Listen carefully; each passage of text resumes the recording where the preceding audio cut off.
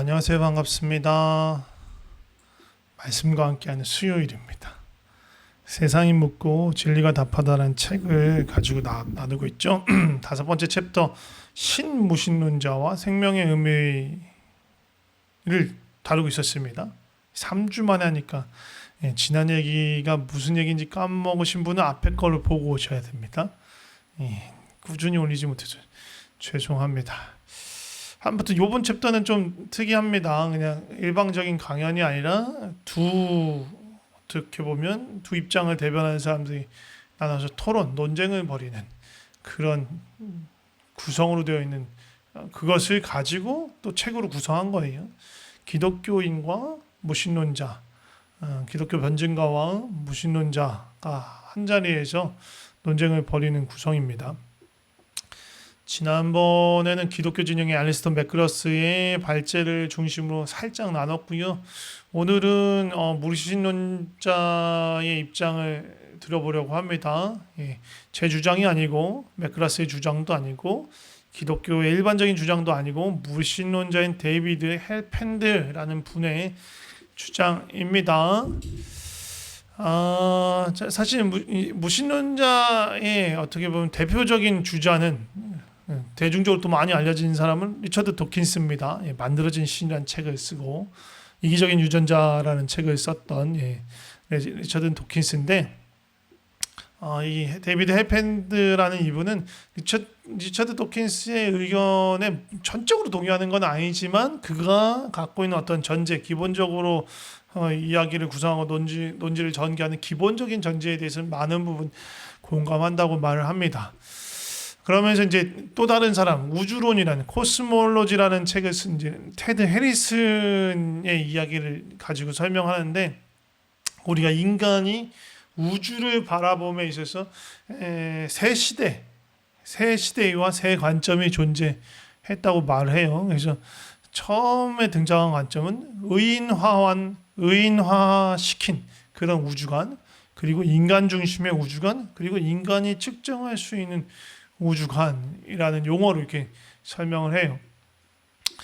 의인화한 우주관은 마법의 시대를 지배한 우주관이에요. 이게 마법의 시대라는 게 막 마법이 진짜로 부렸다는 것이 아니라 자연현상을 이해할 수 없으니까 그 당시에 지적인 어떤 상황으로, 지적인 어떤 것으로 이해할 수 없기 때문에 그것을 마법처럼 바라봤던 세계, 그러니까 어떻게 보면 선사시대의 지배적인 우주관이었던 건데요. 그래서 어떤 자연적인 현상, 우주에서 벌어지는 어떤 현상에 대해서 알 수 없는 힘이 있는데 그것이 어떤 의인화된 힘이 어떤 존재의 힘이라고 생각했던 거예요. 그래서 성난, 파도, 온화한 바람, 뭐 그런 것이라고 말씀드릴 수 있어요.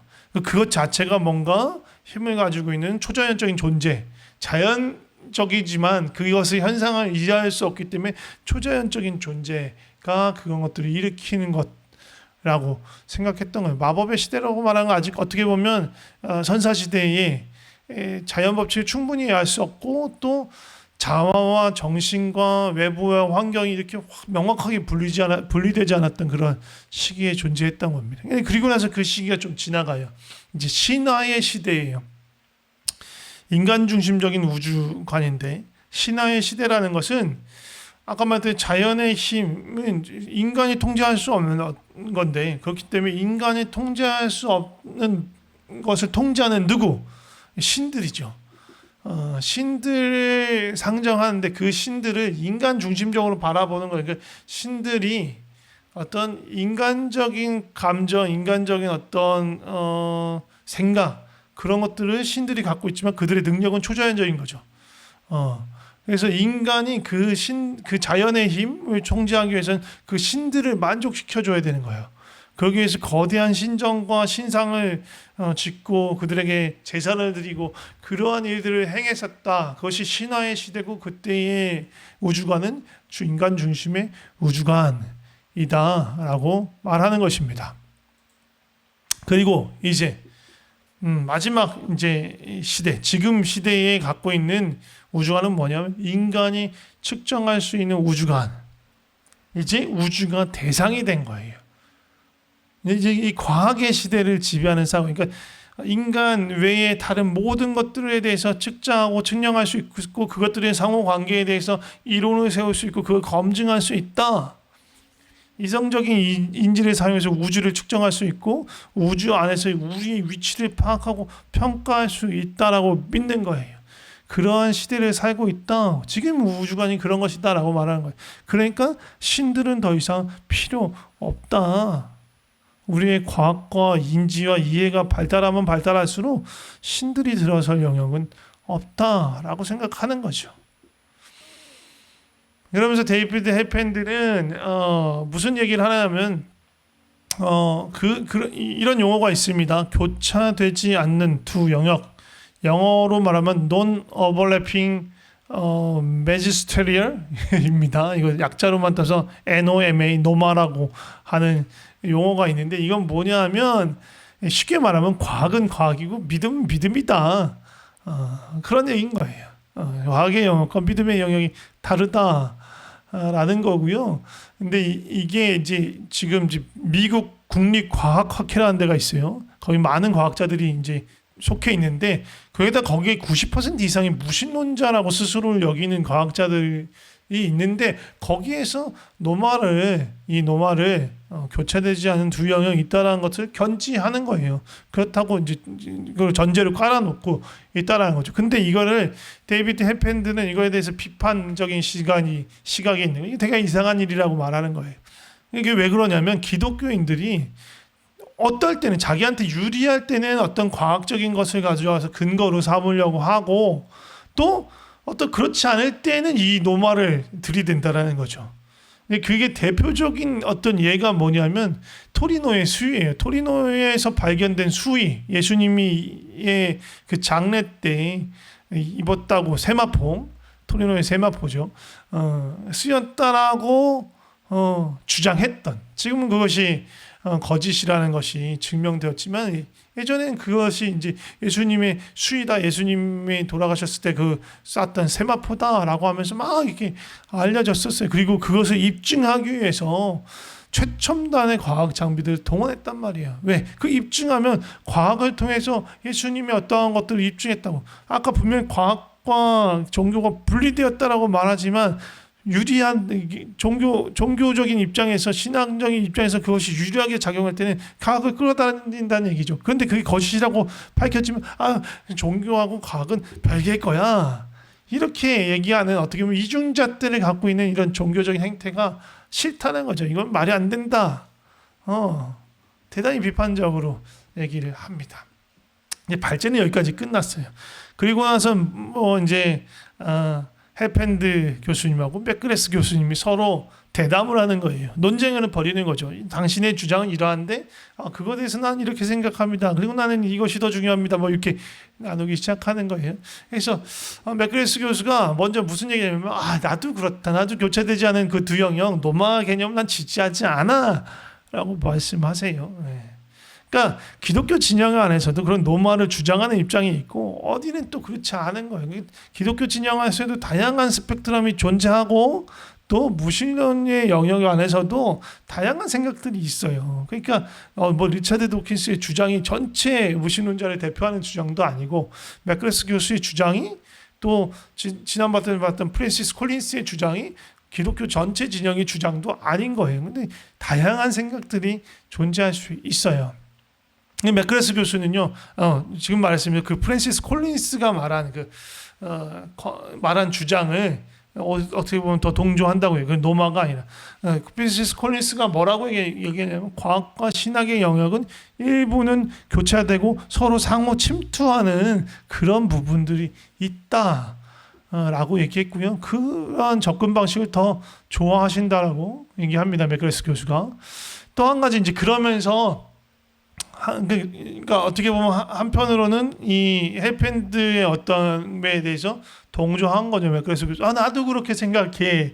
그러고 나서 한 가지 질문을 던지는 게 뭐냐면 그러면 과학은 생의 목적이나 지금 우리가 이곳에 존재하는 이유는 도대체 무엇이야 하는 그런 질문에 대해서 대답을 할 수 있냐라고 그렇게 질문을 던집니다. 그러니까 재밌게도 이제 해펜드 교수는 나는 사실 그런 질문에 관심이 없어. 그게 어쨌다는 거야. 우리가 여기 왜 존재하는 게 뭐가 중요해?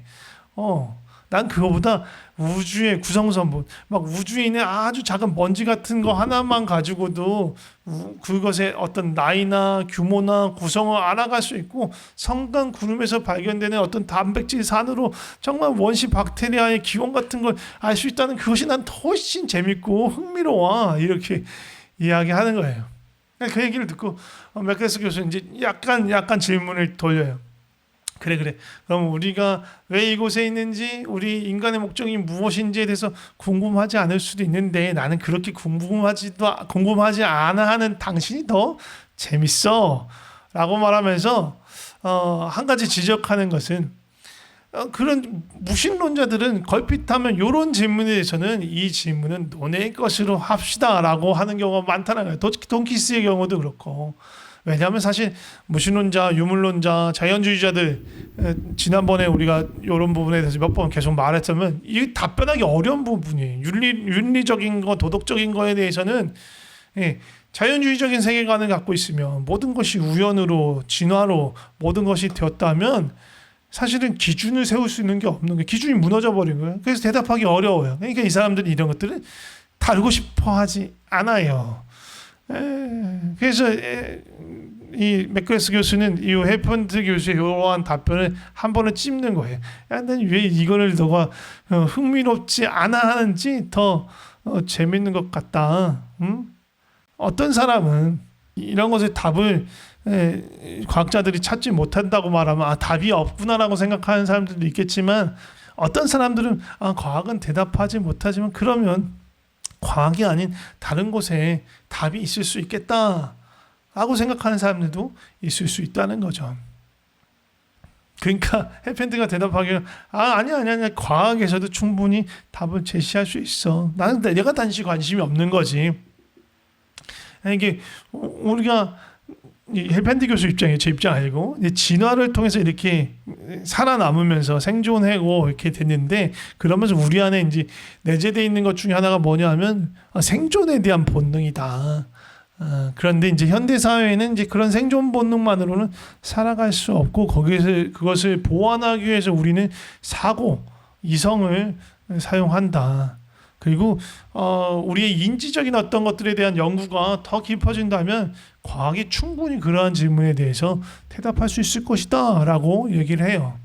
그래서 이제 그 얘기를 들은 맥크레스 교수가 질문을 살짝 바꿔서 이야기해요. 그러니까 인간이 왜 존재하는가, 존재 이유, 난 목적에 대해서는 그래 차치해 두고, 그러면 우리가 생존한 후에 생존에 대해서 그러니까 생존이 아주 위급한 상황에서 막 깊은 생각을 할 수 없다는 거죠. 생존이 너무너무 중요하니까. 그런데 생존하고 난 후에는 거대한 담론에 대해서 이야기할 수 있지 않은가. 왜냐하면 인간의 사고 역량은 생존 수준을 뛰어넘기 때문에 필수적이지 않지만 매우 중요한 질문들도 우리가 하는데, 그 중에 중요한 질문이 뭐냐면 좋은 삶이란 무엇이고 우리는 어떻게 해야 그러한 좋은 삶을 살 수 있는가라는 질문이라는 거예요. 근데 과학은 이 질문에 대답을 할 수 없다. 해펜드 교수가 맞장구 쳐요. 그런 것 같다. 나도 사실은 아까 내가 왜 여기에 존재하고 무슨 목적이냐는 잘 모르고 그거에 관심은 없지만, 진짜 좋은 삶은 무엇인지, 어떻게 하는 것이 잘 사는 삶인지, 그리고 어떻게 그 삶을 살아갈 수 있는가라는 것에 대해서는 나도 대단히 흥미가 있고 관심이 있다. 그리고 과학이 여기에다 답을 할 수 없다는 것도 동의한다라고 이야기했습니다. 재밌죠. 서로 이렇게 주고받습니다. 어떤 부분은 어떻다, 이런 부분. 아직 근데 이 지금 두 분이 대담하는 부분 대단히 많이 남았으니 너무 길어서 자르고 다음번에 또 소개해드리도록 하겠습니다. 무신론자 입장에서 보면요, 기독교 신앙이 이해가 안 되는 부분들이 있어요. 그러니까 이해를 통해서 누군가를 결신하게 믿음을 갖게 만들 수 없는 부분이 있어요. 그렇지만 우리가 믿는 우리로서는 우리의 믿음에 대해서는 설명은 할 수 있어요. 그들이 납득하고 이해할 수는 없더라도 우리 안에서 이 예수님을 믿는 이 세계 안에서의 것들은 논리적이에요. 그 안에 건. 이 세계로 넘어오는 것이 어떻게 보면 논리로 해결할 수 없는 부분이지만 이 안에서 일어나는 건 논리적이에요. 너무 지극히 논리적인 거예요. 그러니까 설교를 하는 거죠. 설교를 하고 하나님 말씀을 진리를 전하고 그 진리에 따라서 우리가 삶을 살아갈 수 있는 거예요. 네, 아무튼 제가 기도하고 마치겠습니다. 하나님, 세상에는 하나님을 알지 못하는 사람도 너무너무 많이 있습니다. 또 우리가 예수님을 믿지만 그들에게 우리의 믿음을 또 하나님을 적절하게 설명하기란 참 쉽지 않은 것 같습니다. 그러나 우리가 믿지 않는 사람들과 만나고 대화하는 것을 깊이 하지 않게 하시고 그들에게 더 다가가서 좋은 관계를 맺고 또 우리의 삶을 통해서 또 우리의 삶의 크고 작은 결정을 통해서 우리의 삶의 지향을 통해서 또 우리 삶의 태도를 통해서 하나님의 살아계심과 하나님께서 우리를 다스리고 계심을 정말 세상과는 다른 곳에 살고 있음을 나타내게 하여 주시옵소서. 그리고 그들이 정말로 삶에서 어려움이나 갈급함을 만나고 정말로 절실한 도움이 필요할 때 우리에게 다가와서 하나님을 만날 수 있는 그런 교량으로 다리로 우리의 삶을 살아갈 수 있게 하여 주시옵소서. 때로는 논쟁할 수도 있고 때로는 다툴 수도 있지만 우리가 사랑을 잃지 않게 하시고 교만한 태도로 하지 않게 하시고 오만한 태도로 하지 않게 하시고 겸손하고 온유한 태도를 잃지 않게 하여 주시옵소서. 우리를 통해서 주님의 사랑과 생명과 은혜가 흘러가게 하여 주시옵소서. 주님 감사합니다. 예수님의 이름으로 기도드립니다. 아멘.